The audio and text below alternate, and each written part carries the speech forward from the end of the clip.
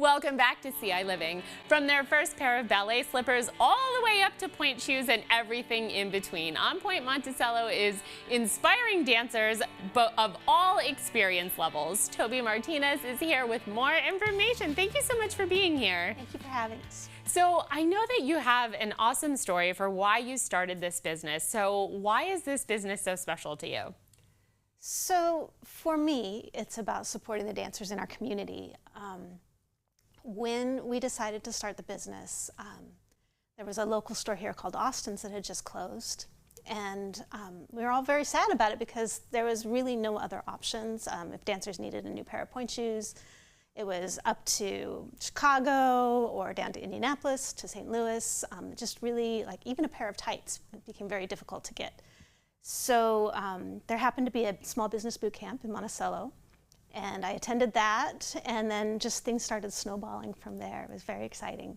And I think it's really amazing that you were able to open the store because, like you said, there was nowhere else to go. And I feel like it's really important for dancers to actually be able to try on the shoes, particularly pointe shoes. So I do want to talk about a lot of these shoes, but you brought this really cool prop with you today, which is kind of the cross section of what the inside of a pointe shoe looks like. So can you talk a little bit about the elements of it and then why a proper fitting is so important? Sure. Let me steal it from you. Yeah, go for it.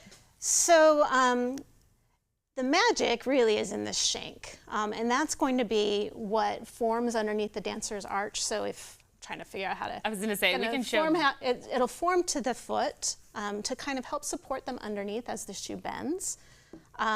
Here's the platform. It's flat, and it'll help the dancer with their balance. There's also some really hard wings off to the side that keep their toes aligned, and it's really important to be properly fit in this because if you're sliding around in the shoe, it's not doing its job. The shoe should hold you very snug, so I'm going to put that down. It should hold you very snug through here so that you don't slide in and that your toes don't cross. You don't want it too tight either. So if you don't get this fit right, your pointe shoe is going to hurt. You're going to get bruised toenails.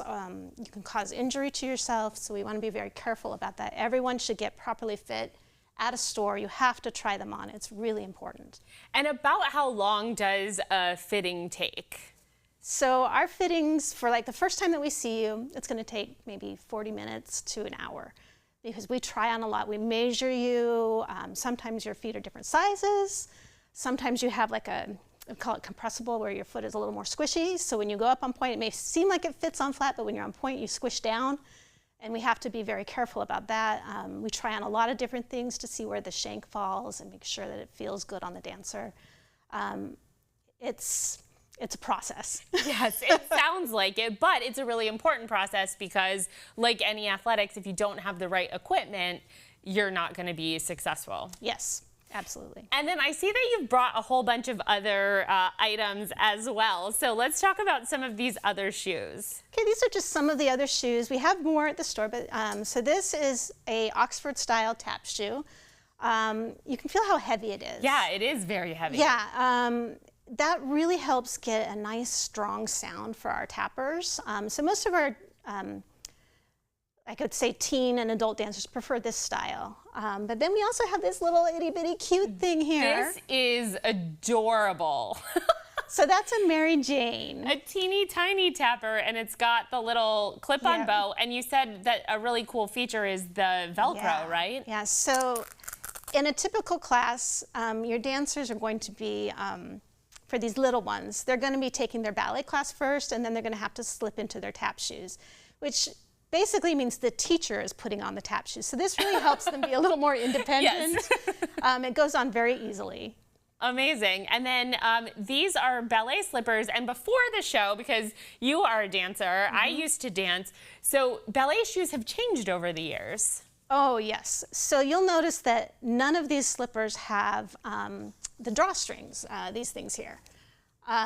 This is because the makers have just found that this wonderful elasticized binding works better, and it kind of removes that temptation to over tighten the shoe, which causes pain for a lot of the dancers on the back. Really, the shoes should fit perfectly before we start trying to pull on the drawstrings. So The elasticized binding, stretch canvas. Way back in the day, we didn't have this, but it's very stretchy. Forms to the foot beautifully, split sole. Our older dancers really prefer those styles. And then you also, besides shoes, have some other items. Like I see you have some socks on there that could even be great for yoga, and the boots. Yeah, these block socks. There's other brands of them as well, but these are compression socks. And so they will form really nicely to your foot, but they have some nice, I'm just calling them treads, but they're positioned so that you can still turn, you can still do the things you need to, but you also have some traction on the floor. Love those. And these boots? This is the most popular thing we sell. Hands down, every kid who comes into the store wants a pair of these. What they do is they wear them right over their ballet slippers or their pointe shoes. So they get out of class, they have a 15-minute break to go get a snack, they slip these on, it keeps their feet nice and warm. Then they throw them off and they're back ready to go, and they don't have that risk so much of injury because they've gotten cold in between their break and their rehearsal. And it protects the bottom of your dance shoes, because I remember that was always the biggest rule, is you couldn't wear them out of the studio, you could only wear them on the floor. Yeah, and your ballet slippers will, you know, they'll just stay cleaner. Yeah, it's very nice. Very important. Well, thank you so much for being here and for giving us this overview of dance shoes. I really appreciate it. Thank you for having me. And thank you for having a store here so that dancers can get shoes locally. Thank you so much.